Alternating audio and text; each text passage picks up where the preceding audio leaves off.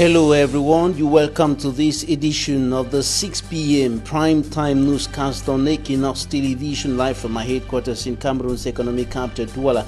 I am Bable Jonathan. In our top stories in this edition of the news, relative calm returns to the northwest regional chief town, Bamenda, after gun battles between separatist fighters and security and defense forces emanating from the killing of an element of the army rescue unit in the town yesterday. And out of the country, the International Organization of La Francophonie suspends Mali from its membership after the ousting of President Ibrahim Boubacar Keïta and his government.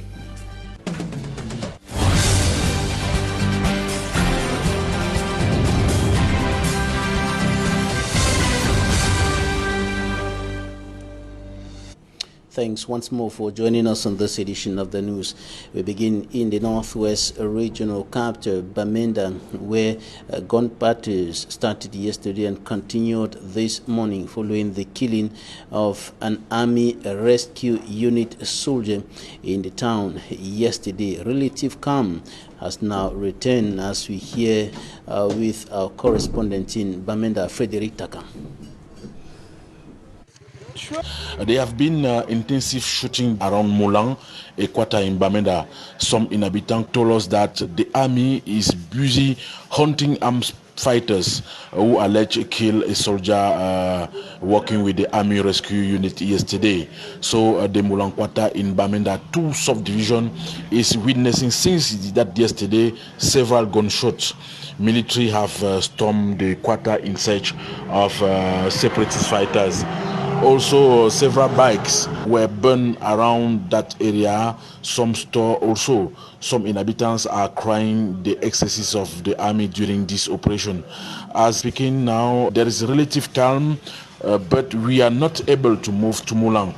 Other quarters in Bamenda are moving with their activities. Nkwen, Commercial Avenue, and Obstruction, and other areas are functioning well.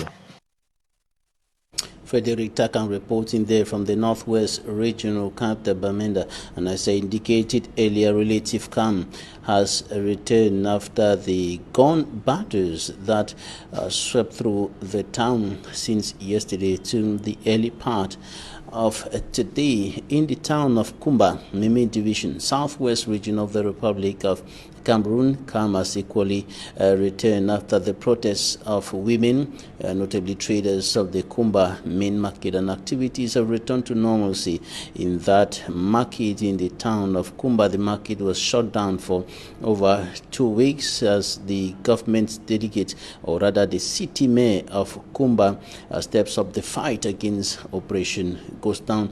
The market was shut down as part of the city council's strategy to compel traders to stop respecting Operation Goes Down, and the women traders in that market took to the streets yesterday. And after the protest, the market was reopened and everything has returned to near normalcy in the Kumba main market in the Meme Division of the southwest region of the Republic of Cameroon.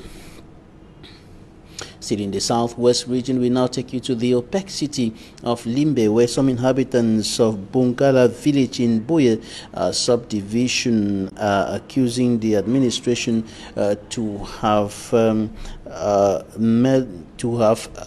interfered in the appointment and, of course, the installation of the traditional ruler of that part of the town of Boya, not in Limbe, in Boya. And we have details with our correspondent Davidson Maimo. In anger, the disgruntled camp say an appeal shall be tendered before the competent authority as they argue that justice has been breached on the choice of their chief. And those people coming in are not even indigenous of the village. Yes, of course, an appeal is going to be made for what has been done and is unjust to the indigenous of the community. I'm an old man in Bongala, born in 1947. So we are carrying that matter ahead. We are not going to accept it. According to them, it is a legitimate right of the late chief's son to ascend to the throne. The chief of late has left a son, and that is the son whom we want to put back to the throne. You cannot take away my bed rights. They are pointing accusation fingers to the administration for destabilizing the peace and tranquility the people of Bongala have. There is a Gazette office in Boya that they have to follow to know who is the rightful person to the throne. The person that was rejected is the one that the chiefs and the administration took because they have been corrupt. Because the person who corrupted them is going around saying how he has given millions to the TO, he has given this. Because this encourages violence. He's boasting that he has given the TO 8 million. I'm not afraid if you want to come and arrest me, so arrest me. He has given me 8 million. That we should go and double to the 10. So if I don't have money, what I can calculate it to do? Because this is my village. I cannot accept an outsider to come and rule me in my village. I will use violence. They said the kingdom of God suffered violence. And by violence, Bongala, we shall take it by force. Some critics are of the opinion that land surrender in Fako division has turned chieftaincy position upside down, with selfish interests from some individuals overshadowing the community interest. Meaning that in Fako division today, they buy chieftaincy with money. What I've seen in Fako today does not happen in any division in the southwest. Somebody cannot just leave his house because he has money. Meaning that somebody can leave Bamenda to come buy chieftaincy in Bojongo. It is about 10 months since the late chief joined his ancestors, and today the village is in disarray as the chieftaincy saga is gaining steam. Bongala is a village within the Bojongo court area under Boya subdivision in the southwest region. From Bongala village in Boya subdivision to the north region of the Republic of Cameroon, where 2 teenagers have been arrested by gendarme officers for illegal manipulation of human bones. The teenagers said that a sect which they recently joined asked them to bring the bones so that they can be made rich. Smanjikan Gabriel reports. Siane Robert and Dubois Pascal alias Abdoulaye, all 19 years of age, are the latest to fall in the dragnet of the elements of the gendarmerie in Garoua 1 municipality. The teenagers were caught with human bones. According to one of them, he was only accompanying his friend, whom he claimed was sent by a set to dig out the skeleton of a dead person to make him rich.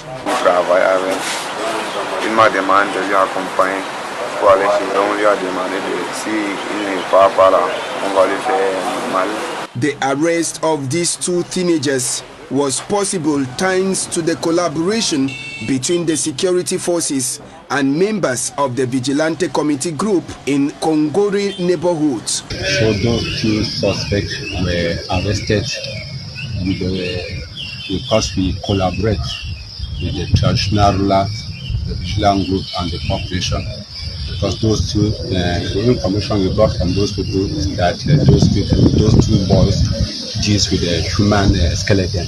During the presentation of the 2 human bone traffickers, the divisional officer of Garoua 1, Ismailu Adama, thanked the security forces for their relationship with the population. Nous voyons que dès qu'ils ont été saisis par un cas comme celui-là, ils ont remonté toute la filière. Siane Roberts and Dubois Pascal will now answer to the justice system of Cameroon.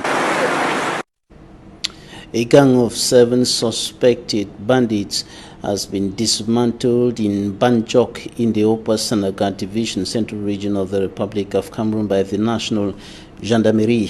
Banjok Gendarmerie Brigade Commander Otabela Nki and his collaborators began tracking down the suspects after a robbery incident.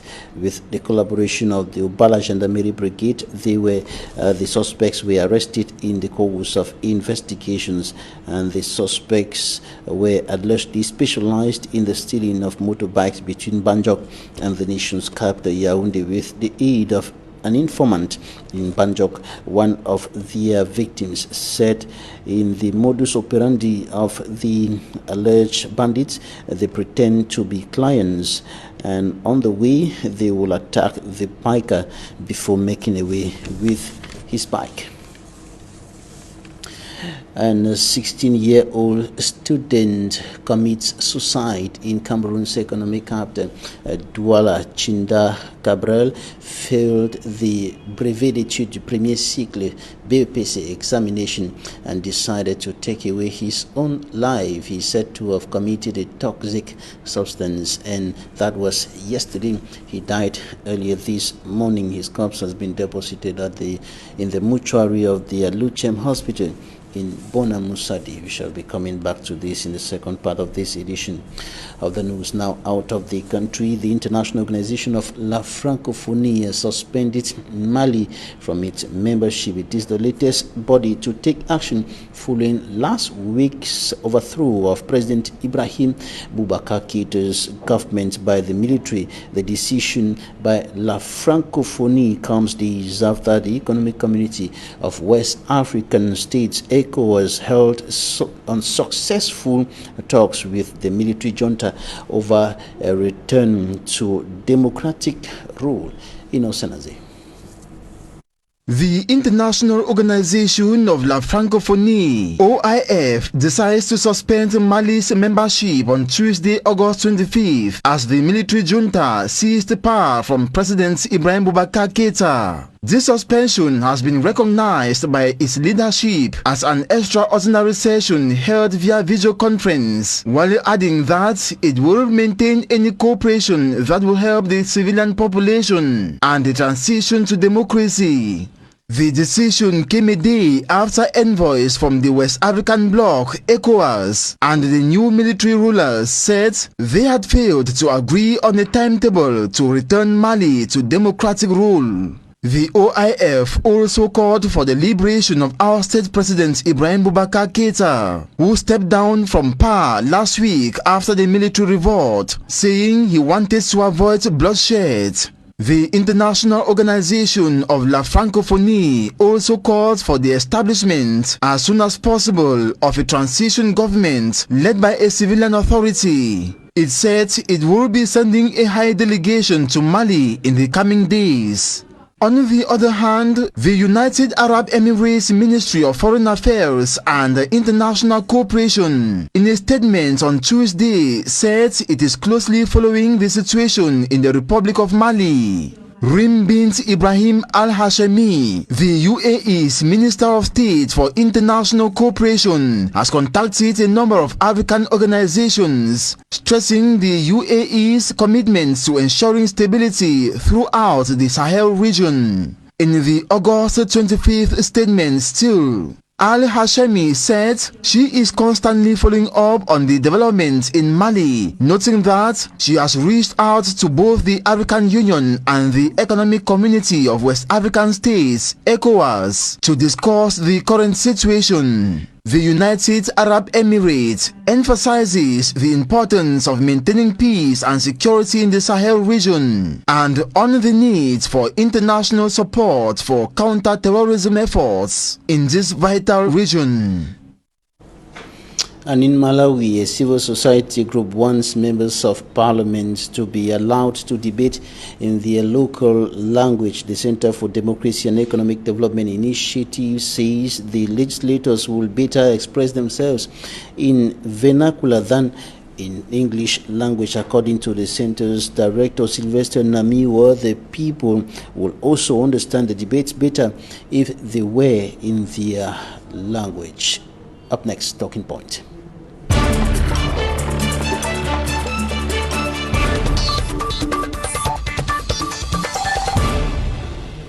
Thanks for joining us in Talking Points. Today we are receiving an educationist and a civil society leader, Joe Boniface Nji. Thanks for joining us today. It is my pleasure. Thank you for inviting me here. All right. A student takes away his own life, a 16-year-old student, after he failed the brevet d'études du premier cycle BEPC examination. How can we understand this? The first thing I want to say is may his soul rest in peace, and my condolences with the bereaved family. When these things happened, the first thing that came to mind was to revisit all the incidents that have occurred in line with the same situation We have been having cases of students who commit similar offenses. I call them offenses because they have failed their GCE, they have failed this and that and that. To me, I think I have to go back to education. The education we talked about some times ago involving formal and informal education. I think when we have to talk about the education of the child, we have to look at the way we, the parents, we put our children together, the way we try to talk to them. There are many of us who don't even care to have meetings with our family once in a while to talk to them. Poverty is a very glaring situation, but at the same time, poverty brings violence, and if we have children who are well trained through education, we update them with information within our families. I think some of the issue can be eradicated. Let me point out one example. If you are poor and you are that kind of a poor person who communicates with your family, they know the sources of your income, they know how you spend them, the income. You have regular meetings to communicate with your family. Some of us believe that you don't need to talk about monetary matter with the children. To me, I say no. Children are supposed to know how your income comes. Children are supposed to know how you spend it, and they are supposed to appreciate you when you are poor. Because the time you are poor, they will say, oh, Papa does not have, Mama does not have. Even your wife, when your wife discovers that you don't have, and you are that kind of an open-minded person who is very transparent in the way you do things financially, she will always come in to support you. I think I'm talking, my wife is listening to me. This is exactly what I'm saying, and that's the way we live, and that's the best way of life. So violence is initiated in the family when children or even your wife, they don't know the source of income and they don't know how you spend it. Even the moment you say you are poor, they don't believe in you. I want to think that this child, for one reason or the other, is that such a family where there is a lot of that friction where the parents cannot agree over finances. And maybe it could be a child who maybe for one reason or the other, he comes from a single parent home where there is really poverty, and thinking that he had now to write his examination, pass and liberate his poor mother or his poor father, and failing the examination, he begins to think of a lot of situations that are going to surrender another expenditure, especially with the COVID-19 that came and has brought people under their knees. So I want to think that when we have our children, we communicate with them, they will appreciate, and we tell them exactly. Maybe he has been unfortunate to have been told that this money I have borrowed it from a meeting house, I'm giving you to write this examination. Make sure you do everything to pass. If you do not pass, just know that you will not come back. When the child is traumatized like that, he begins to imagine, how am I going to go back home now that I've failed? The only thing is for him now to take away life. You're talking about pressure from the parents. Yes, to bear exactly. On Where children, there are some of us who... You must succeed. If you don't succeed, don't come back here. If you don't succeed, you know how I've suffered, I've borrowed this money. Please, do everything to pass. If you don't pass, don't come you back here. So that threat, considering that the young Gabriel was 16, he has not been matured enough mentally to understand that he could still go home and meet the parents and beg the parents and beg for another chance for him to go on and try again. So he shied away through the fear which has been inflicted in him. Now he decided to take away his life. That's another way. Another way is also looking at the way these our Cartier boys are living. Most of these young boys who are going to school today, we have been hearing cases of starving teachers with by Form 3, Form 2, Form 4 students. It's very, very glaring in our society today. It might have been that kind of a boy who mingles with these other lunatics in the quarter, and he has been moving around. Instead of sitting to prepare for his GCE, he has been roaming about, and he thinks that he will just have to pass the examination like that, which is not true. If you don't work for anything, you can't get it. Now, when a child gets to that level of drinking a toxic substance to take away his own life, what can we deduce from that with regards to issues of parental education, counseling, teaching of the children, and so on? Yeah. And even the teachers in school. Yeah. Coming to that, I want to say maybe parents are such parents who like fighting, and because of fighting, they always take arms. So the child who has been used to arms, he can use arms against himself, against any other person. Maybe he is that kind of a child who is in such a family where People do not communicate. They have not been able now to make him understand that even writing examination does not mean you will always pass. After examination is not the truth of knowledge. My son, please, if you write the examination and you fail, we are not praying that you should fail, but put in all maximum efforts to make us happy, to make us proud of you. But if you fail, it is not the end of life. The manner in which the parents, I want to believe that to motivate the children to succeed, to work hard. He must have come from that kind of a family where there is tension. Where there is tension, where they say, if you don't do this, this will happen. If you don't do this, this will happen. And as such, we find the child trying to look for a substitute in order to find himself happy. The other one, I want to come here, please, permit me. I want to also look at the way poverty has really reigned in the society in such a way that everyone is frustrated. This child would have only been able to be consoled by the fact that he passed his examination. But these old people, they have remained there. They have entered the toilet and locked the door, and they don't want to come out for other people to enter. That is a problem.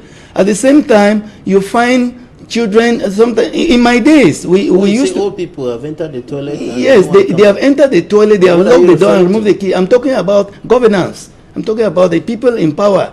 They don't want to give chances to the young people, and that is frustrating them a lot. At the same time, when I was younger, I used to hear that education is the key to success. But these people have come, they have taken the keys of success and thrown into an ocean.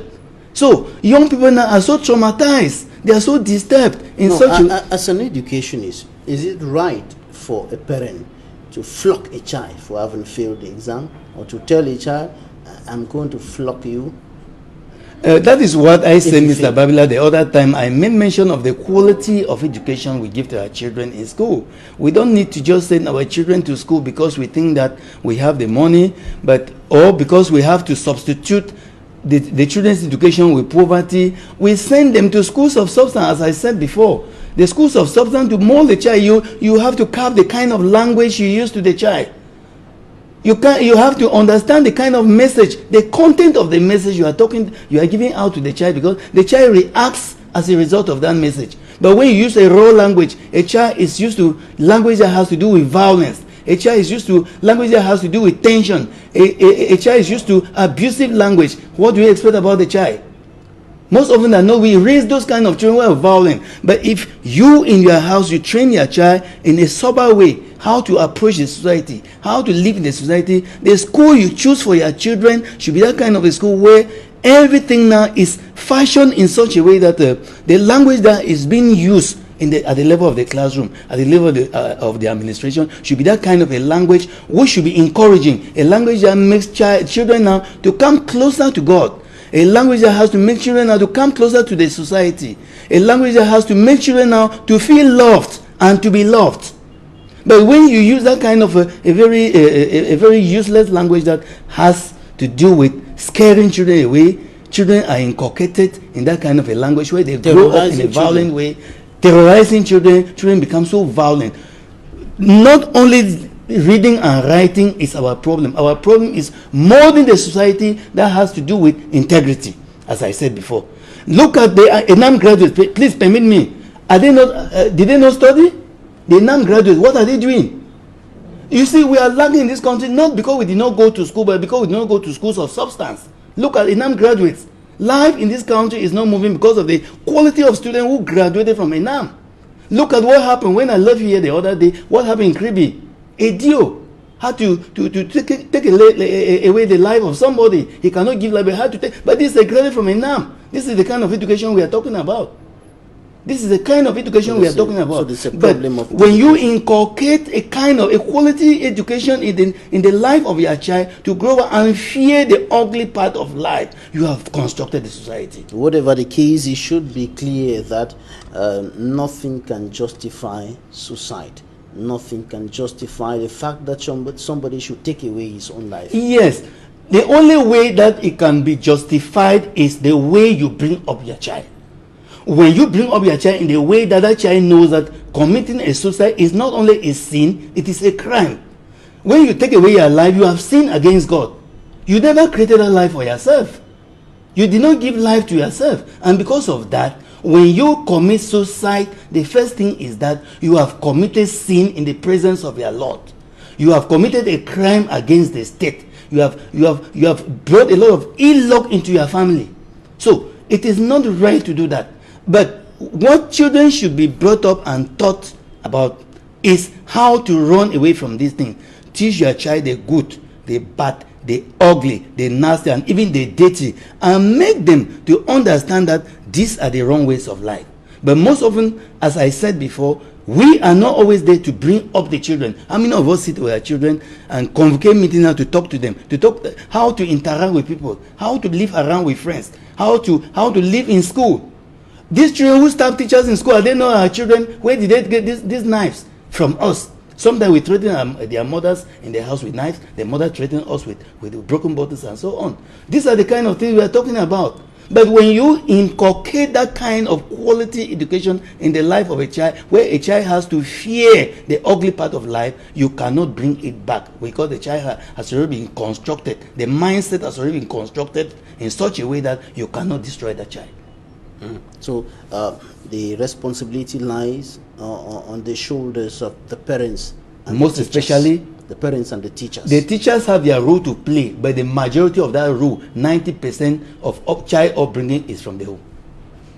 All right. But most often than not, parents have abandoned all their children to teachers and think that they have to teach them everything, which is not true. What have they abandoned? I cannot be the one to teach your daughter, who is at puberty, how to wear pads.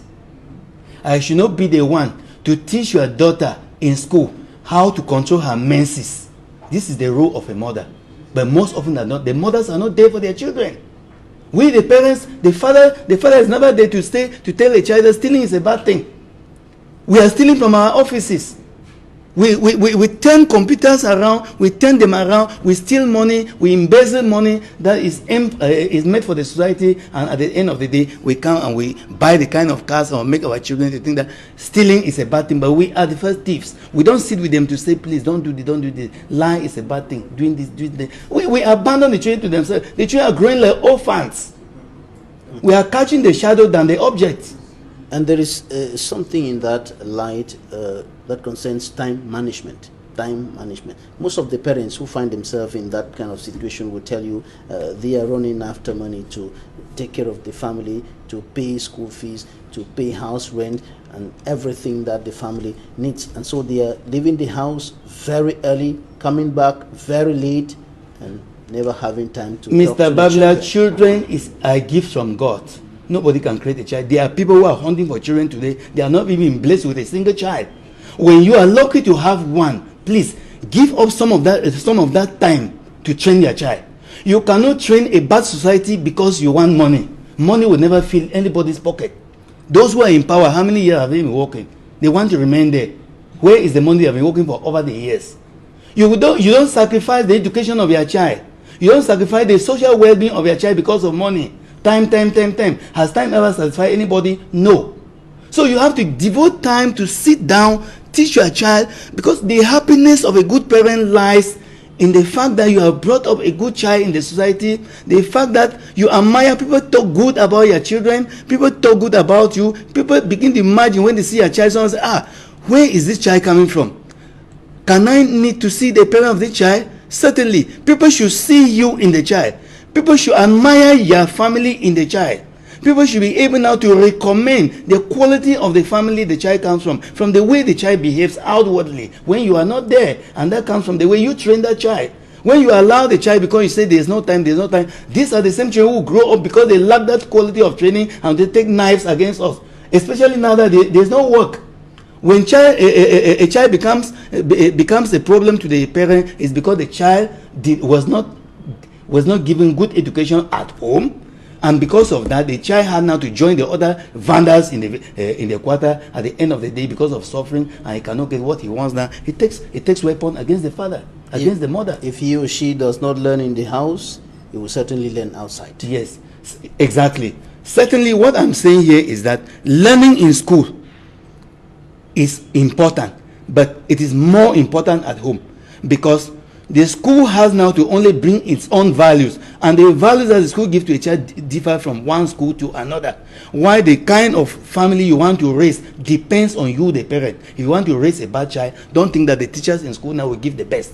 If you raise a bad child, you will get a bad result no matter the quality of school the child goes. But if you raise a good child, and the school too has to work with you in partnership to inculcate. That is why raising a good child, you need to also choose a good school of substance, which has now to collaborate with you as partners to bring up that society that you want. Without which, you alone, you raise up a child, you send that child to a bad school, that child will not bring results. You alone, you allow the child to be raised by a school because you don't have time. You have time only to look for money, you will not still produce results. Let's go to the northwest and the southwest regions of the country, where there has been an upsurge of violence in the recent days. Since yesterday to the early part of today, there were gunshots, gun battles between separatists and the security and defense forces in the town of Bamenda following the killing of an element of the Army Rescue Unit. What do you think about the increase in violence in those two regions? Good. We are talking about violence every day. I want to think that, Mr. Babila, the truth is this. If you kidnap or you abduct a virgin, you go and you rape that virgin, and you are forcing that virgin to be a wife of yours, one day that virgin will go away. So, beating the virgin every day, doing whatever thing you are doing, you are not handling the problem. So this violence has been created by the state of Cameroon. And they are not trying to solve it. Whatever is happening is because of bad will. Violence has come to stay. People are dying every day. How did they create the violence? They are blaming, the authorities are blaming the separatist fighters. Yes, how did separatist fighter come into existence? Let us go back to 1884 with the coming of the Germans.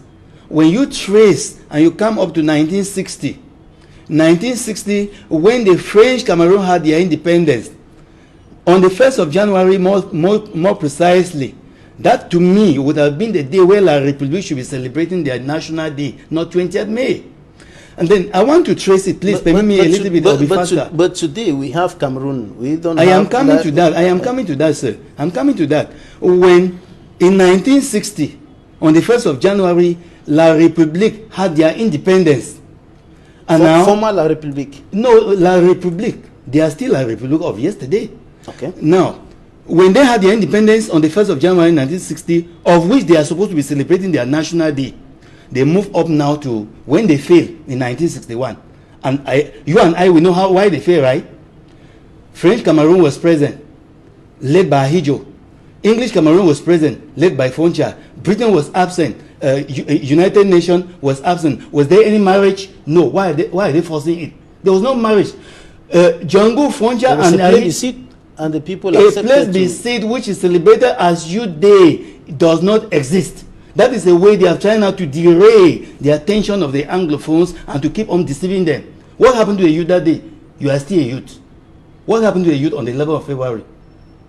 What happened to the youth that you celebrate as Youth Day, Mr. Babila? What happened to the youth that day? So you see, the history of this country, the rich history of this country has been hidden. It has been hidden in such a way that we do European history, world affairs, African history, which is not very bad, but why not Cameroon history? They have hidden it from us so that we don't know the truth. But then, since history is life, history is the truth, there is no way you can continue to hide a pregnancy from a woman.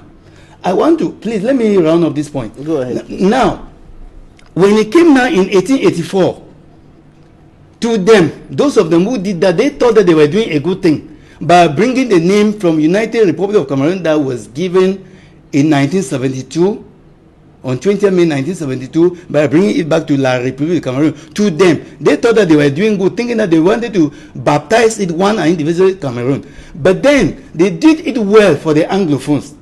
It helped the Anglophones to have more justification why they were marginalized, why they were denied. Because it went back now to their former statute at independence of 1960. So therefore, Anglophones have a lot of reason to complain. They have a lot of reason to say they are not part of them. Even during the Bakassi Peninsula, what happened? The Green Tree Agreement stated clearly that Cameroon and Nigeria should respect their international boundary at independence. Therefore, Nigeria is still claiming that Bakassi, they don't have a problem with Cameroon, they have a problem over Bakassi with Southern Cameroon. Which is no longer that is where now. We have Northwest and Southwest. That is where those boys, they are fighting to get back their straight hole. The only way forward would have been for the people to listen. I cannot have a problem with you, Mr. Babila. Then I call a meeting in my family and call a few friends that I know, and I say the problem is under control, I've solved with them. When they talk about grand national dialogue, what happened? It was a monologue. We know it. It failed before it even started. What happened? They brought in people who were not the real people at the forefront of the fight. And you expected what? We are talking about reconstruction. They are destroying. The government is going ahead with the implementation of recommendations of the National Dialogue. Well, give me just one of them that they have implemented. There is still violence going on in those two regions. Give me just one which they have implemented a work. When you look at the increase in violence, in those two regions, what do you think about the coming days, the coming months of Anglophone Cameroon? Are we moving towards a solution? Are we moving out of track? I am thinking that I have read a lot about revolutions. Revolution is not a tomorrow thing, as some people believe. Are you getting me? We have had revolution from Southern Sudan and the rest of the place. I don't need to cite them here. We have read even the French Revolution. It takes time. But let the truth be on the table. If the truth, let me call it La République, please. If they know that they have justification, why are they denying the Swiss proposed dialogue? The government? Yes. Why are they refusing it? That's the dialogue the Anglophones are accepting, to go back to the root causes of the problem, so that they can bring sanity into the two states. Let me call it the two states. Please, I'm not making an error. There's one state now. No, it is not one. They are forcing it to be called one indivisible Cameroon. They are two separate states. When La République had independence on the 1st of January 1960, was Southern Cameroon part of it? Was it? Was Southern Cameroon part of it in 1961? In 1960, rather. It had its independence later and decided to join the other side. It did not decide. The third option was not there. From one country. The third option was not there. Because reports and so they choose one of the two options? No, yes. They imposed the options. And at that time, Nigerians were not fair in the way they were treating them. They had no choice because the third option was not given. Since they were reports in the United Nations that they were not economically viable to sustain themselves. So the third option was not given. Okay, that is what happened in the past. Now, in the present, where we are today, and the future, how to solve this problem, how to get out of the only thing is when a woman continues to refuse marriage, are you getting me? At one moment, you have to accept that, because marriage is not a force. Sit on the table, evaluate yourself, negotiate, find out. You came in, we have been together for 10 years. Are you getting me? We have been together for 10 years. Who is going to pay who? Why are we separating? What was the status of our marriage? Did he have any formal or informal status? You look at those things. And when you look at those things now, you ask yourself that question. Who is going to pay who? Now, you take a decision, and then, well, instead of forcing you can go. And let me go. We see who pays and when. You're talking about a negotiated settlement, is that? Yes. Which was the settlement the Swiss proposed, mediated by the international community. That was not what happened at the Grand National Dialogue. It failed before it started. People went, drank wine, took their envelopes and left. Nothing was said about the problem of the Anglophones. But there's some who think that Cameroonians can solve their problem. We don't need to go look for somebody outside. Which Cameroonian are you talking? Are you talking about Southern Cameroon? Cameroonians can solve their problem. Can the problem not be solved inside the house? Are you talking about Southern Cameroonians? Can the problem not be solved inside the house by Cameroonians? Are you talking about Southern Cameroonians or La République? I'm talking about Cameroonians. Well, can Cameroonians solve the problem? Unless you tell me the kind of Cameroonian you are talking about. Can the problem be solved here? The problem cannot be solved here. Why can it not be solved here? Because people are... it is not a national problem. It's an international problem. That is why it cannot be solved in somebody's country who is an enemy. I cannot have a problem with you that demands international intervention, and then you call for me now to solve it in their house. It doesn't work that way. And if it were a national problem, it's not like the problem we come to who is fighting now for change of constitution. It's a problem that has to do with international community, which has to do with international status of a sovereign state. So we cannot be solving it in an enemy's house. That is why I'm asking you, are we talking about Southern Cameroonians or La République, the other part of Cameroon? We are talking about the Republic of Cameroon. Good. We are talking about the Republic of Cameroon. If we are talking about the Republic of Cameroon, they should solve their domestic problem with the Kamtos and the rest, and not the Southern Cameroonian problem. Joe Boniface G, educationist, thank you for joining us today. It was my pleasure. Thanks, ladies and gentlemen, for staying with us. Goodbye.